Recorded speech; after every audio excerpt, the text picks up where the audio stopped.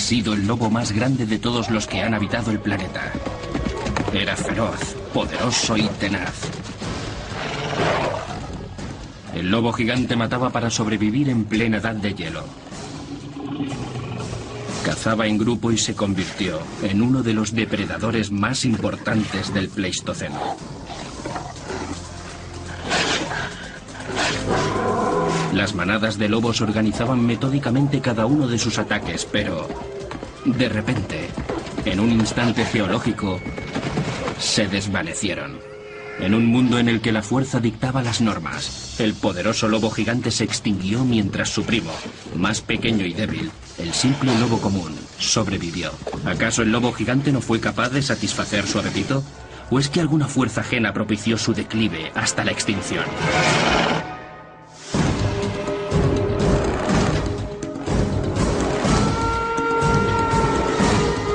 Cazadores prehistóricos. El lobo gigante.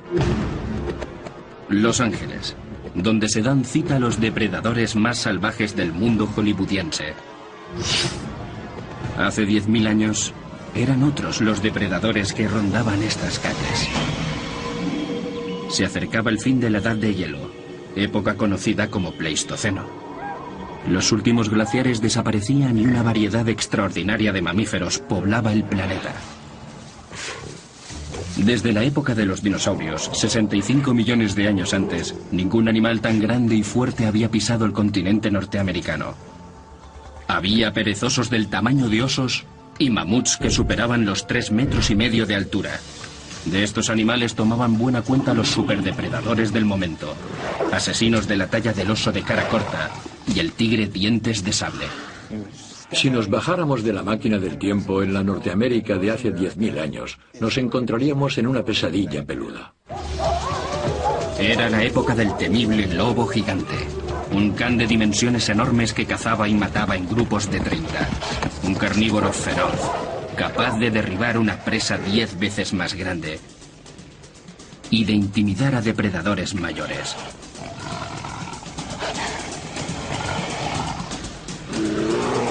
Era el rey de las peleas callejeras en la Edad de Hielo. Era invencible, porque su resistencia y su ferocidad eran suficientes para asustar a sus contrincantes y acabar con su oposición. La tenacidad ayudó al lobo gigante a sobrevivir durante más de 100.000 años. Pero hoy en día, solo nos quedan sus huesos.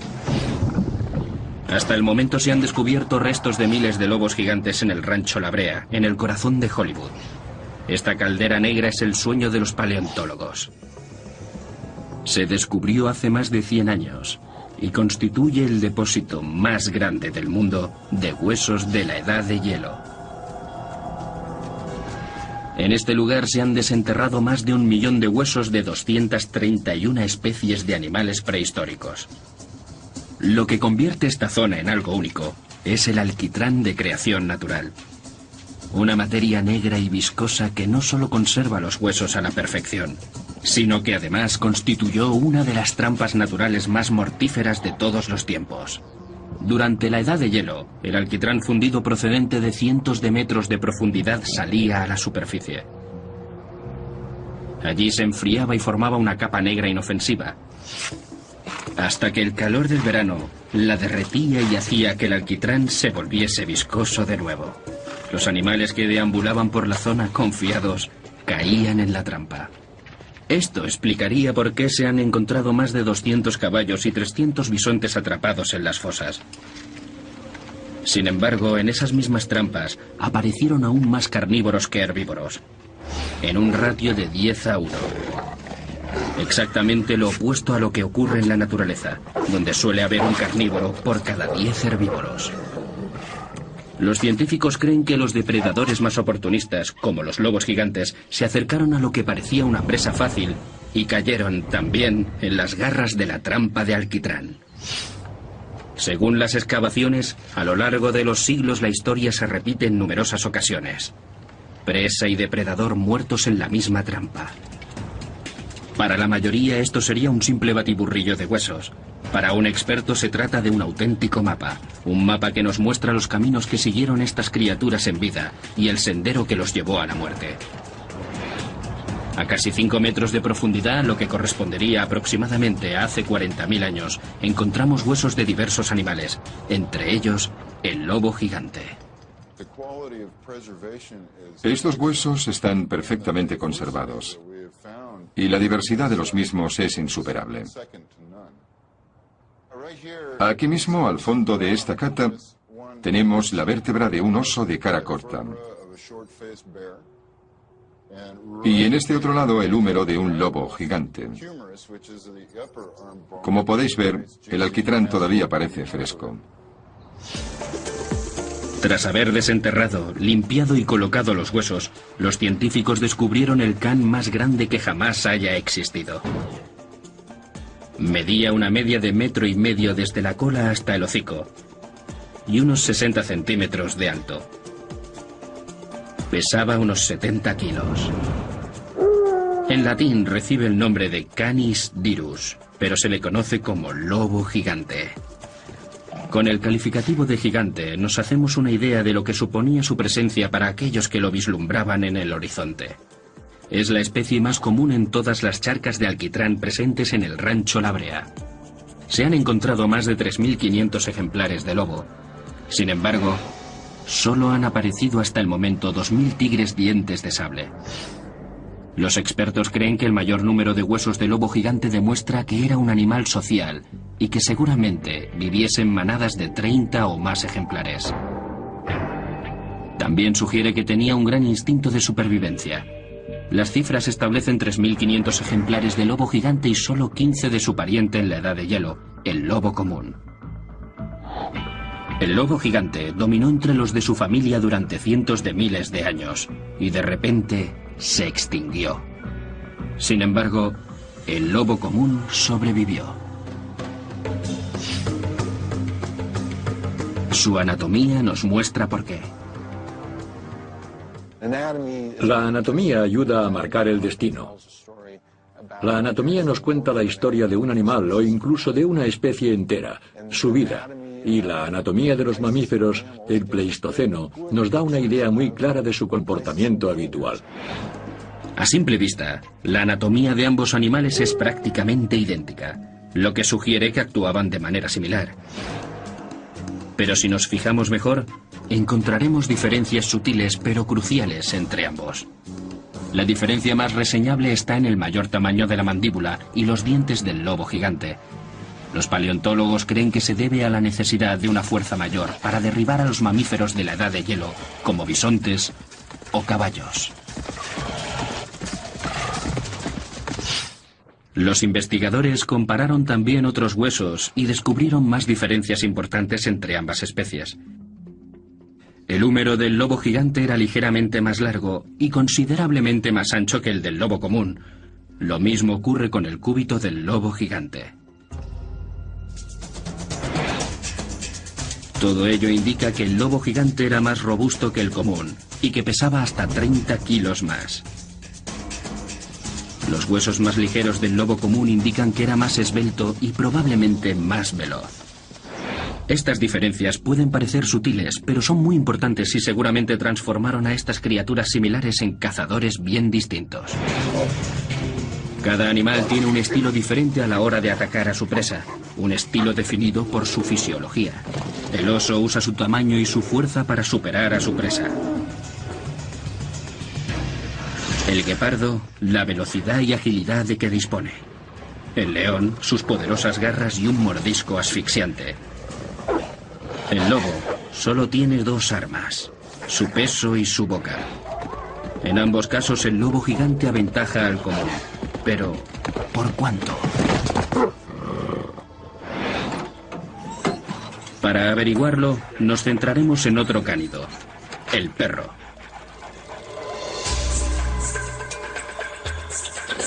Joe Camp es coordinador de animales en películas y para la televisión de Los Ángeles. Lauren Williams y Brian Hill son entrenadores profesionales de perros y llevan 8 años enseñando a los cánidos a atacar intrusos y obedecer órdenes. ¿Cómo determina la fisiología de un depredador la manera y la fuerza de su ataque? Las 4 razas responderán a nuestra pregunta. El bulldog muerde primero y después se ayuda de su cuerpo para pelear hasta derribar a su oponente. De hecho, gira la cabeza sin soltar a su presa para hacer más daño. El mastín hace todo lo contrario. Se abalanza sobre la presa y confía solo en su peso. Ataca de cabeza y golpea a su oponente y se agarra a él hasta que lo tira. Los pastores belga y holandés son muy similares físicamente. Constituyen la mejor comparación entre el antiguo lobo común y su temible pariente, el lobo gigante. Aunque pesa menos, el pastor belga se abalanza sobre la presa a gran velocidad y coordina sus movimientos para saltar sobre ella y tirarla al suelo.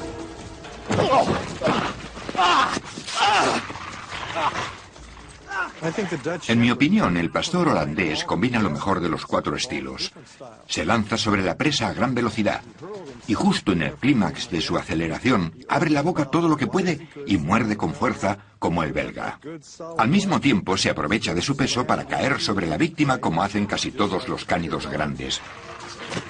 Muy similar al modus operandi del lobo actual y seguramente también del lobo gigante.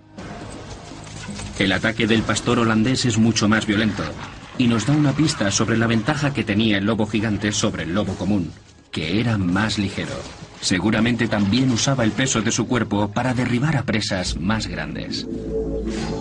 Aparte de su gran tamaño, las ventajas del lobo gigante radicaban en su cabeza y sus mandíbulas. Para calcular cómo afecta el tamaño de la mandíbula de un animal a la fuerza de su mordedura, vamos a usar un aparato muy peculiar. Con él mediremos la fuerza que pueden ejercer las mandíbulas de un depredador. Esto que veis es un medidor digital de la fuerza de un mordisco. En ese agujero tiene un sensor y cuando el perro lo muerde, el agujero se cierra y la pantalla nos muestra cuántos kilos de fuerza ejerce el animal en cuestión.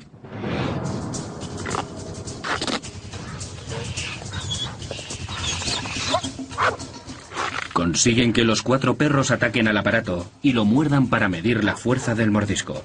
No tardan en establecer una relación entre esa fuerza y el tamaño de la cabeza del animal. Por ejemplo, la cabeza del pastor holandés es ligeramente más grande que la del belga, aunque ejerce mucha más fuerza. Buen chico. 88 kilos de fuerza.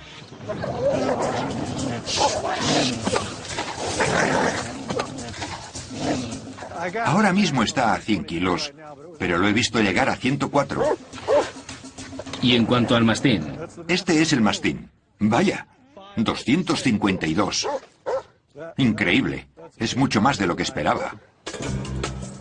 Los números demuestran que un aumento mínimo en el tamaño de la cabeza del perro implica un aumento considerable en la fuerza de su mordedura.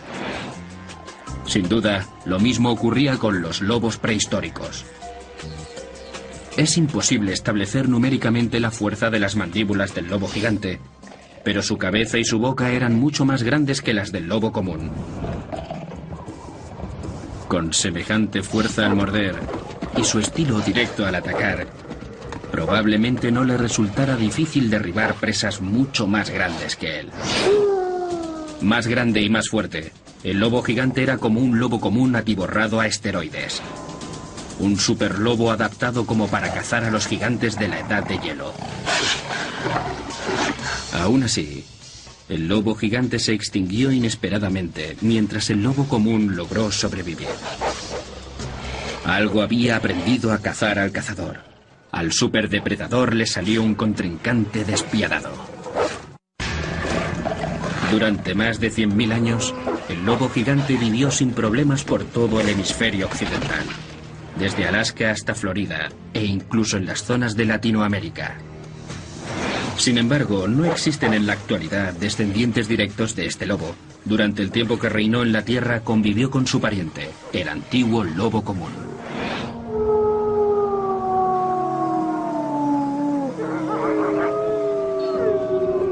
El Canis lupus, nombre en latín del lobo común, era prácticamente el mismo hace 10.000 años. Su especie logró sobrevivir el paso del tiempo donde el lobo gigante y otros mamíferos de grandes dimensiones sucumbieron a la extinción. Y no solo sobrevivió, sino que siguió siendo un superdepredador, un cazador poderoso e insaciable. Los atributos físicos del lobo común le permiten ser ese cazador incansable que todos conocemos. Su velocidad, su resistencia, su constancia, no se rinde hasta que consigue su objetivo. Todas esas características entran en juego cuando los lobos atacan a animales que cuadriplican su tamaño. La mayoría de los lobos comunes pesan entre 30 y 45 kilos.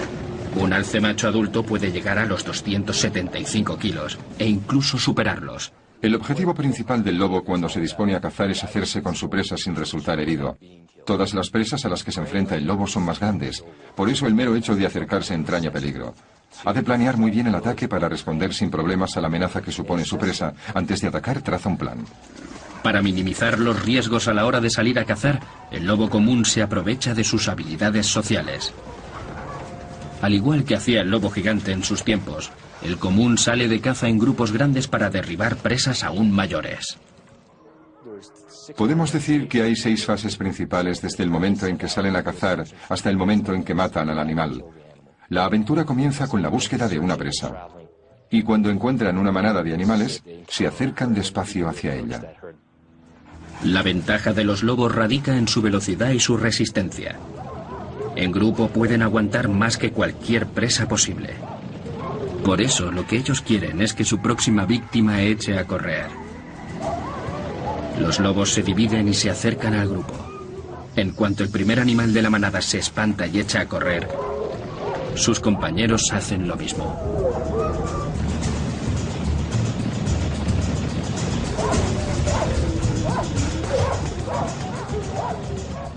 Las manadas de alces suelen dividirse en varias direcciones durante la huida, formando grupos más pequeños. Los lobos también se dividen y esculcan la manada en busca de la presa más vulnerable. En ese momento sale a la luz el gran potencial de los lobos. Tienen un don especial para detectar al ejemplar de la manada que está herido o enfermo, o que es demasiado mayor para seguir a los suyos. En cuanto descubren al alce más débil, todos los lobos dejan a un lado su búsqueda particular y se unen a la misma persecución. Vamos, que a lo mejor ese alce solo lo seguía un lobo al principio y de repente llegaban otros 6 para acabar con él. Todos los miembros de la manada de lobos cuentan con una gran velocidad y mucha resistencia. El alce no tiene más remedio que seguir corriendo, pero llega un momento en el que la presa se agota. Los lobos aprovechan para recortar distancias. Cuando el lobo que lidera la persecución cree que los suyos están bastante cerca, intenta abalanzarse sobre la presa para tirarla al suelo. En ese momento, los demás lobos llegan para darle muerte. La herramienta física más útil de los lobos es su dentadura. Sus caninos son vitales para morder y mantener atrapada a la presa. De ese modo, puede esperar a que lleguen los demás lobos y le ayuden a matarla. Los caninos del lobo son muy pronunciados y están diseñados para agarrar a la presa, aunque es más fácil decirlo que hacerlo. A veces el lobo queda colgando de un alce de más de 250 kilos mientras éste intenta soltarse. Es más, en ocasiones la presa tiene fuerza suficiente para frustrar el ataque de un lobo, aunque los cánidos no suelen darse por vencidos. Lo que ocurre en esos casos es que se reúnen todos de nuevo, socializan, se recuperan, se apiñan otra vez y se animan unos a otros. Empiezan a aullar nerviosos, como lo que estamos oyendo ahora. Aúllan y ladran, y de repente, con el coraje que tenían al principio, salen dispuestos a atacar de nuevo. Una y otra vez, la manada de lobos saldrá por los alces, en busca de una presa vulnerable con la que dar por concluido su asalto. El lobo que lidera la persecución conseguirá morder al alce y desgarrarle algún músculo. El animal perderá velocidad y será entonces cuando los demás lobos se unan a un ataque final. El primer lobo lo muerde y lo mantiene sujeto con los dientes. Después llega otro lobo y después otro. Al final la presa se encuentra mordida por todas partes y se desangra hasta morir. Da comienzo el festín. Por increíble que parezca, la tasa de éxitos de estos habilidosos cazadores era bastante baja. Solo un 10% de asaltos terminaban bien. Por eso no bajaban nunca la guardia y siempre estaban al acecho de su próxima víctima. Dada la similitud física entre el lobo común y el gigante, se supone que este último cazaba y comía más o menos como su primo, aunque contaba con una gran ventaja. Los músculos del lobo gigante estaban mucho más desarrollados, por lo que contaban con mucha más fuerza en las mandíbulas. De ese modo, con su mordedura era capaz de derribar un animal de gran tamaño, algo que no consiguen los lobos actuales. Y cuando atacaban en grupos de 30 o más, su presencia resultaba mucho más amenazante. Creo que no hay nada más intimidante para una presa que un grupo organizado de lobos. Sobre todo si estos animales tan inteligentes se acercan a toda velocidad con la intención de matar al ejemplar cuidadosamente seleccionado. Su constitución y el tamaño de sus mandíbulas y dientes indican que se alimentaba de las presas más grandes, como mamuts o bisontes. Pero hasta ahora no era fácil confirmar esa teoría, pues solo disponemos de sus huesos. Sin embargo, las últimas tecnologías están abriendo paso en este tipo de investigaciones y ya es posible saber qué comía el lobo gigante hace 12.000 años. Esta tecnología recibe el nombre de análisis de isótopos estables y se vale de dos singularidades de la naturaleza. La primera, que la mayoría de los herbívoros se alimenta de un tipo distinto de vegetación y que esas plantas diferentes presentan diferentes firmas isotópicas. Los herbívoros almacenan esas firmas en su tejido y en los huesos, y ahora podemos detectarlas. La segunda singularidad es que cuando los carnívoros se comen a los herbívoros, las firmas isotópicas se transfieren y quedan atrapadas en los huesos de los depredadores.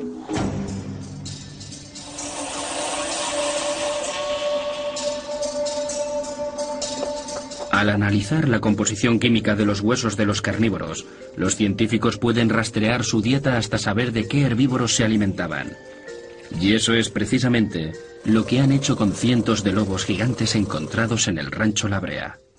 Hemos descubierto que se alimentaban alguna vez de megaterios y mastodontes, pero casi la mitad de su dieta estaba basada en bisontes y la otra mitad en caballos. Las pruebas de isótopos revelan que el lobo gigante se alimentaba a base de animales grandes y peligrosos como los bisontes y los caballos. Y curiosamente dejaba a un lado presas más pequeñas y accesibles como los alces y los ciervos. El porqué sigue siendo un misterio. A lo mejor al cazar en grupos grandes necesitaban más comida. ¿Eran precisamente sus ventajas las que los obligaban a atacar a herbívoros grandes? Nadie lo sabe. Sea como fuere, el lobo gigante acechaba las presas más peligrosas que había sobre la tierra, arriesgando en cada ataque su propia vida. Hace 10.000 años, en el prehistórico continente norteamericano, los lobos gigantes estaban siempre al acecho. Cada vez que la manada iniciaba un ataque, ponían en riesgo su vida. Iban a por presas grandes como caballos, por lo que tarde o temprano uno de ellos resultaba herido o perdía la vida. En la actualidad vemos un comportamiento similar en el lobo común, que aún mantiene la lucha depredador-presa con animales de gran tamaño como el bisonte. Los bisontes son animales imponentes y muy peligrosos. Por eso en invierno, cuando hay mucha nieve, los lobos procuran arrinconarlos en zonas en las que su efectividad a la hora de defenderse se vea reducida considerablemente. Pero incluso con un bisonte acorralado, toman precauciones los lobos. Algunos ataques pueden durar días. Aíslan al bisonte en una zona despejada que esté rodeada de nieve por todos lados. La presa luchará a muerte por librarse, pero los lobos no lo perderán de vista ni un segundo. Este vídeo muestra una dura contienda entre un pequeño grupo de lobos y un bisonte. 36 horas de sufrimiento. Los lobos hostigaban a su presa y no dejaban de golpear y pinchar al bisonte para debilitarlo. Pero increíblemente, el animal resistía estoicamente. Era un gran rival a batir. Las probabilidades de resultar heridos son mucho mayores si se enfrentan a un bisonte. Normalmente reciben coces, golpes, cornadas. El bisonte se ayudará de sus patas y cuernos para defenderse. Y es mucho más corriente ver a lobos heridos cuando cazan bisontes que cuando cazan alces, por ejemplo. Está claro que el bisonte es mucho más peligroso. El bisonte intenta con todas sus fuerzas esquivar los ataques de la manada, pero a pesar de haber herido a varios de los lobos, la tenacidad de estos últimos resulta vencedora. El lobo común arriesga su vida con cada una de las presas grandes que se pone como objetivo. Para el lobo gigante debe de haber sido aún más peligroso alimentarse adecuadamente, porque sus presas eran aún más grandes y fuertes y vivían en manadas más numerosas. Por eso el lobo gigante también contaba con más ejemplares en sus grupos de caza, aunque eso solo le ayudaría hasta cierto punto. Aunque el lobo gigante cazaba en supergrupos, a la hora de atacar, la vida del líder de la manada pendía de un hilo. Los restos fósiles reflejan el peligro al que se enfrentaban los lobos a diario. Los científicos han encontrado miles de huesos de lobo gigante rotos. Cada uno de ellos nos cuenta una historia distinta. Tras una pequeña labor detectivesca, pueden decirnos a qué se enfrentaban exactamente los lobos y cómo se relacionaban entre ellos en la manada. Aquí tenemos el ejemplo de una herida grave en uno de los lobos. Y vivió con las consecuencias durante un tiempo. En realidad, estos son el cúbito y el radio, los huesos que tenemos en esta parte del brazo. Un cúbito normal tiene este aspecto y el radio está separado de él. Pero en este caso, el animal debió de recibir un buen golpe que le rompiese uno o los dos huesos, de forma que posteriormente se fusionaron en uno solo. A la hora de moverse tenía que dolerle bastante, porque la pata estaría rígida. Una rotura ósea como esa parece consecuencia de la coz de una de sus presas y lo dejaría renqueando a 3 patas. Sin poder cazar de nuevo, su única opción serían los restos de cadáveres ya descartados por el resto de la manada. Pero el hecho de que lograra sobrevivir varios años más en esas circunstancias es un indicador claro de su resistencia y de algo más. Es el primer indicador de un claro comportamiento social. A diferencia de lo que ocurre en las manadas de lobos actuales, es probable que el lobo gigante sí cuidara de los suyos. También han hallado indicios de este comportamiento único en el cráneo de un lobo gigante. Este cráneo muestra señales de haber sufrido un gran traumatismo y su aspecto es muy diferente al de un lobo cualquiera. Por lo general, el cráneo de un lobo es liso y simétrico, y los huecos de los ojos redondos. Ahora comparadlo con el de un lobo que ha sobrevivido a numerosas contusiones.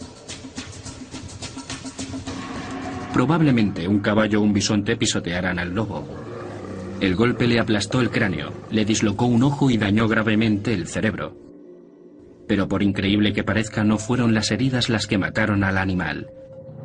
El crecimiento óseo alrededor de la herida indica que este lobo vivió al menos 5 meses más tras el traumatismo. Además, este cráneo, junto con otros que también presentaban heridas graves, aparecieron en las fosas de alquitrán de la brea. Es decir, no fallecieron por culpa de los traumatismos, sino porque cayeron en la trampa viscosa cuando buscaban comida. Las heridas, aunque no mortales, sí eran lo suficientemente graves como para que estos lobos no hubieran logrado sobrevivir de no ser por la ayuda de su manada. Todos los expertos coinciden en que esa es una prueba más de que no solo vivían en grupo, sino que se cuidaban y protegían unos a otros. Sin embargo, las cicatrices en el cráneo de esos mismos lobos indican también que la vida en grupo no siempre era fácil. De hecho, era una vida dura y cruel. Aquí vemos marcas de mordiscos. Hay una justo aquí, no sé si la veis bien, aquí mismo. Y también hay otra en este lado. Proceden de un mordisco que se ejecutó así.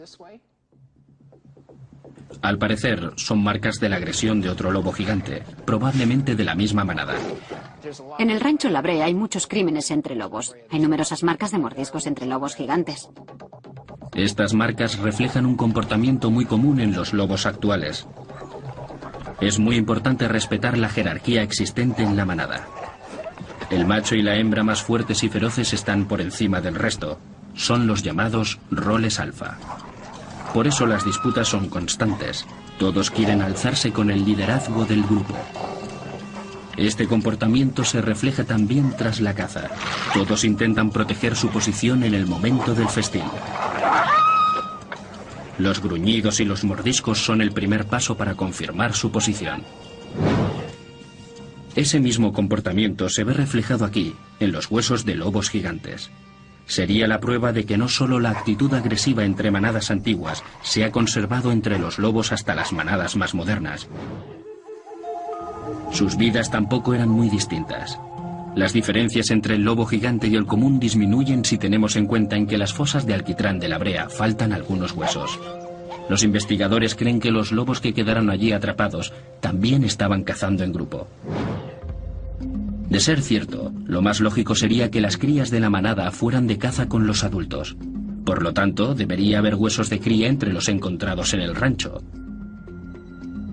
Sin embargo, de los miles de ejemplares de lobos gigantes que han aparecido, solo unos pocos son de cachorro. Según los investigadores, la ausencia de cachorros entre los restos refleja el comportamiento habitual del lobo común. Durante los primeros 6 meses de vida, el cachorro permanece con su madre en un sitio llamado lugar de reunión.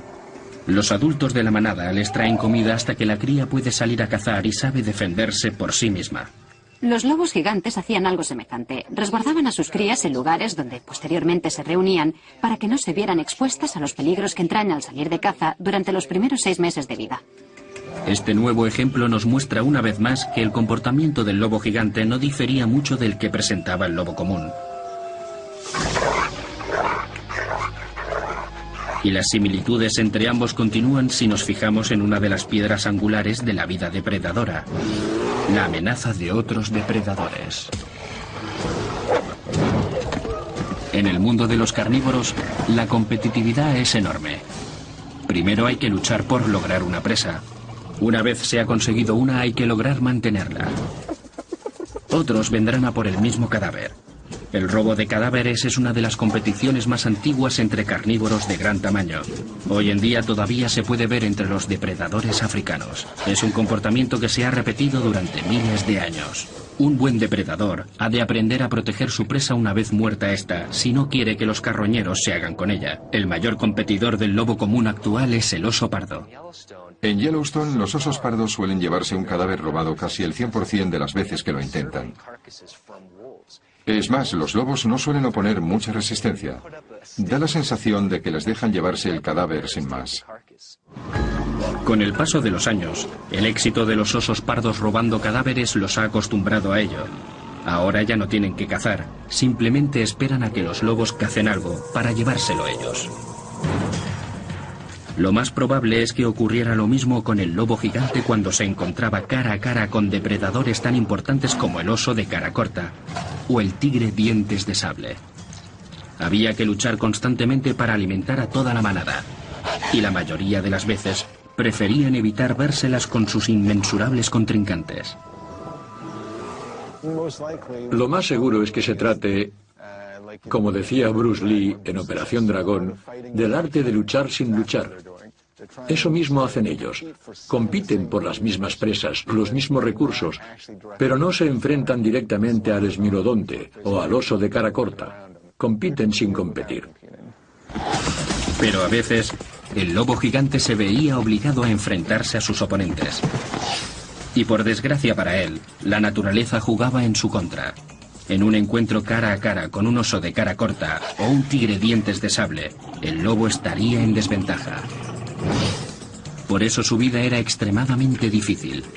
Los poderosos depredadores que rondaban Norteamérica en la Edad de Hielo lo acechaban a todas horas y lo amenazaban con dejarlo completamente solo y al frío.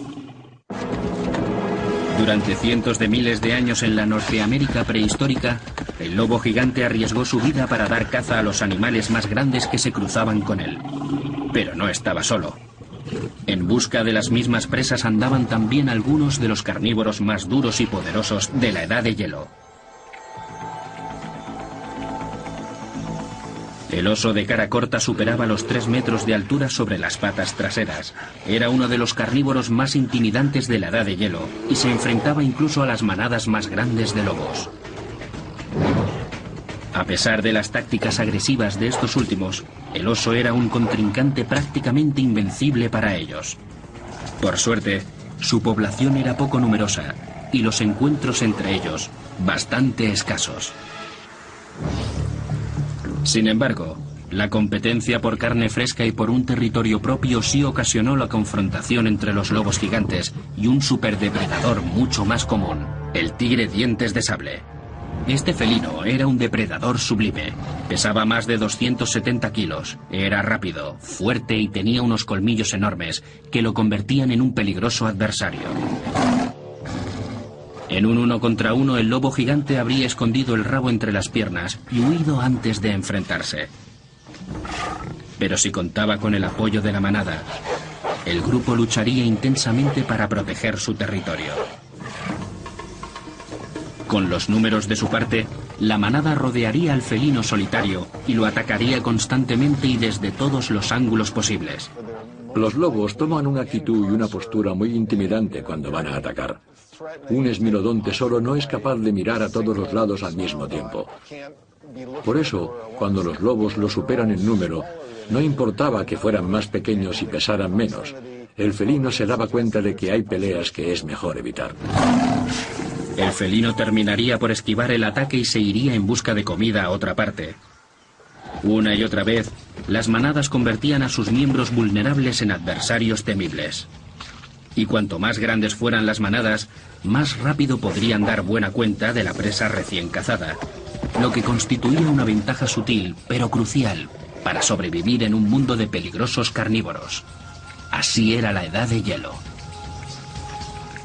Sabían que los demás depredadores no tardarían en aparecer. Tenían que terminar su comida cuanto antes para evitar el encuentro. En mi opinión, el número de ejemplares de la manada era un elemento muy importante en la ecuación. Cuantos más lobos se junten, más rápido terminarán de comer. El lobo gigante tenía unos músculos muy desarrollados en las mandíbulas y los dientes frontales eran muy grandes. De ese modo podía arrancar grandes trozos de carne de su presa. Los dientes posteriores estaban adaptados para desgarrar, pero no para masticar, por lo que el cánido tenía que tragar el trozo entero de carne. Es increíble lo poco que masticaban. Simplemente desgarraban un trozo de carne de su víctima con los incisivos y los caninos y se lo tragaban. Según arrancaban la carne de la presa, se la tragaban sin masticar.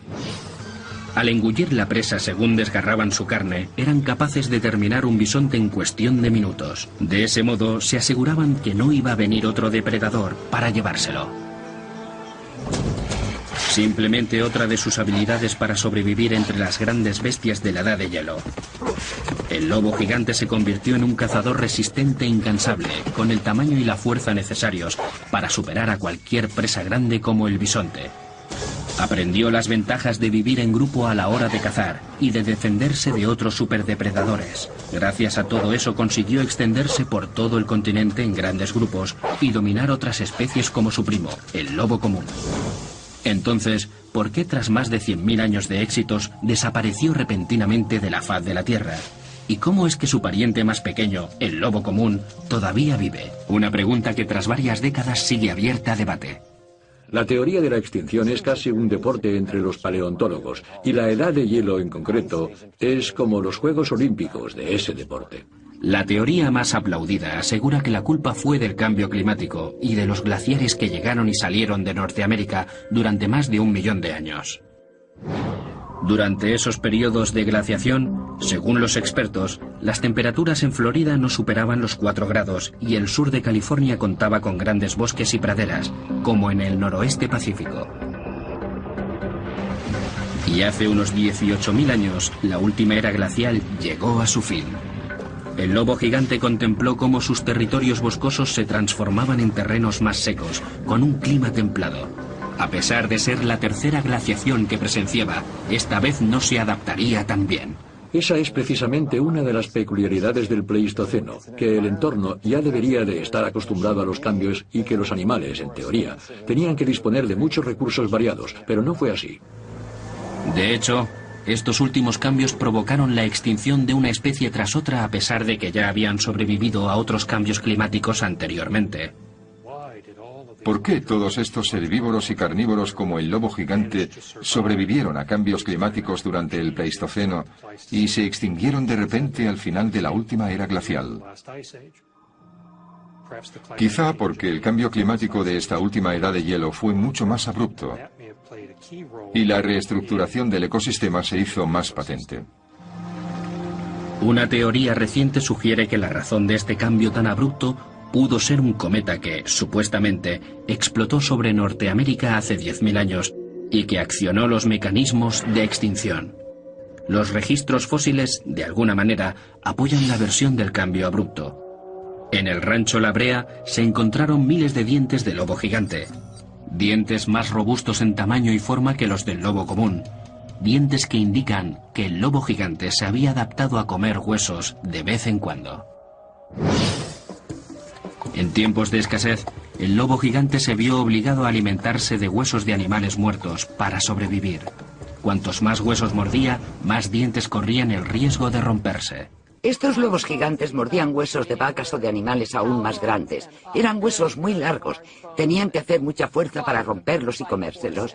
Era frecuente que se rompiesen algún diente en el proceso. No es difícil encontrarse dientes rotos entre los miles de restos fósiles que se encontraron en el rancho La Brea. Todos ellos sugieren que el lobo gigante masticaba huesos. Pero no arrojan mucha luz sobre por qué llegaron a extinguirse. Al menos no hasta que elaboramos una línea de tiempo y descubrimos ciertos patrones importantes. Tras analizarlos detenidamente, los científicos aseguran que los lobos se rompían los dientes mucho más a menudo hace 15.000 años que 3.000 años después. Sorprendentemente, si tenemos en cuenta que, en el caso de que el cambio climático estuviese borrando del mapa las presas del lobo gigante, lo más lógico sería que apareciesen más dientes rotos a medida que pasaba el tiempo. Pero los resultados mostraban exactamente lo contrario. Las presas habituales del lobo gigante no escasearon hasta el mismísimo final. Son resultados que apoyan la idea de que la extinción del lobo gigante no se produjo de forma gradual, sino que tuvo lugar de repente.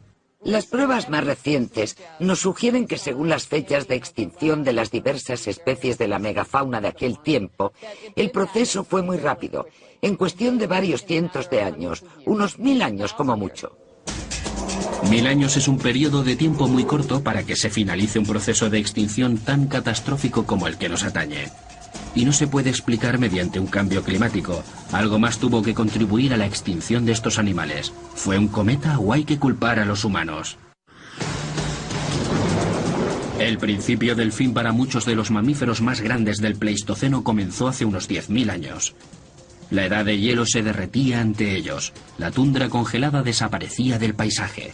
El lobo gigante intentaba adaptarse a otro cambio climático y un depredador nuevo y muy peligroso entró en escena. Personalmente creo que el cambio climático desempeñó un papel crucial en la reestructuración del ecosistema al final de la última edad de hielo. Pero no podemos negar que los humanos también tuvieron algo que ver en ella. Los humanos entraron en el continente por el estrecho de Bering, y a cada paso que daban ellos, más se acercaba el final del lobo gigante. Puede que los humanos avivaran las llamas de la extinción. Si echamos la vista atrás unos 100.000 años, sobre todo aquí, en esta parte de Norteamérica, veremos que los elementos más importantes del ecosistema son el hielo y los humanos. Los humanos han influido en todo lo que han tocado. No solo trajeron consigo las lanzas Clovis, el fuego y un cerebro muy desarrollado, trajeron más cosas que afectaron a todo aquello que lo rodeaba. Se cree que el ser humano empezó a cazar y matar a las presas más grandes, por lo que los carnívoros empezaron a sufrir las consecuencias de la escasez de comida. Pero es probable que no se limitara solo a una cuestión alimenticia. Existe una nueva teoría que incluye en la misma ecuación las enfermedades mortales que el ser humano pudo haber introducido. A medida que los humanos ocupaban sus nuevos territorios y traían consigo lo que fuera que trajeron consigo, es probable que muchos microorganismos portadores de enfermedades se transmitieran a todo aquello con lo que entraban en contacto. Es posible que esos microorganismos y esas enfermedades acabaran con las especies más grandes. Es posible que los humanos se encargaran de diezmar considerablemente la población de grandes mamíferos. Y si añadimos ese factor al cambio climático, el ecosistema al completo se vio forzado a adaptarse. Si hubiera sido un proceso lento, seguramente muchos de los animales hubieran sobrevivido. Pero el trastorno ecológico intensificó las carencias de las especies vivientes. Durante aquellos últimos años, el lobo gigante hizo todo lo posible por evitar la extinción. La competencia por las cada vez más escasas presas iba en aumento y todos los carnívoros se vieron en problemas. El lobo común, sin embargo, logró adaptarse a la situación. Durante casi 100.000 años, el lobo común cohabitó las mismas zonas que el lobo gigante. Pero su población era un 10% menor. Era el más desvalido de la especie. Procuraba guardar las distancias con las manadas de lobos gigantes y prefirió centrarse en presas más pequeñas. Por eso al final se convirtió en un cazador mucho más ágil y versátil. Son mucho más flexibles en lo que a comportamiento se refiere, una cualidad esencial para sobrevivir tanto tiempo. Además, también explica el porqué de su amplia distribución geográfica. La flexibilidad del lobo común todavía se aprecia en la actualidad. Es un animal capaz de derribar una presa tan grande como el bisonte y al mismo tiempo una tan pequeña como el conejo o el ratón. Incluso ha sabido añadir el pescado a su dieta. Sin duda, la flexibilidad lo ha encumbrado como el superdepredador de Norteamérica. Mientras tanto, el lobo gigante demostró que el tamaño no siempre importa. Al contrario de lo que cree la mayoría de los humanos, no siempre es mejor lo más grande. De hecho, hay ciertas ventajas, sobre todo en cuanto a evolución, si se es más pequeño. Un tamaño menor exige una flexibilidad mayor, y es la flexibilidad lo que suele garantizar el éxito. La flexibilidad del lobo común le permitió adaptarse a diferentes estilos de caza. Sin embargo, el lobo gigante se había limitado, durante los anteriores 100.000 años, a crear manadas numerosas y a cazar las presas más grandes. Por eso, cuando el ecosistema cambió tan radicalmente, no fue capaz de adaptar su estilo de vida a la nueva situación. Hace unos 10.000 años, el lobo gigante, conjuntamente con casi todos los demás mamíferos gigantes del Pleistoceno, sucumbió a la extinción. Creo que se extinguieron porque estaban especializados en presas grandes y éstas desaparecieron de la Tierra por una combinación de factores humanos y climatológicos. El lobo gigante sobrevivió durante más de 100.000 años a una competitividad constante. Se enfrentó sin descanso a una población de supercarnívoros que el mundo no ha vuelto a ver jamás. Y aún así, todos los éxitos que había ido cosechando con los años resultaron en vano. Su fuerza, su apetito voraz y su instinto asesino, que les permitían vencer a las presas más poderosas, no fueron suficientes para derrotar a las más pequeñas y lograr así sobrevivir. Una lección que todas las especies desdeñan hasta que es demasiado tarde.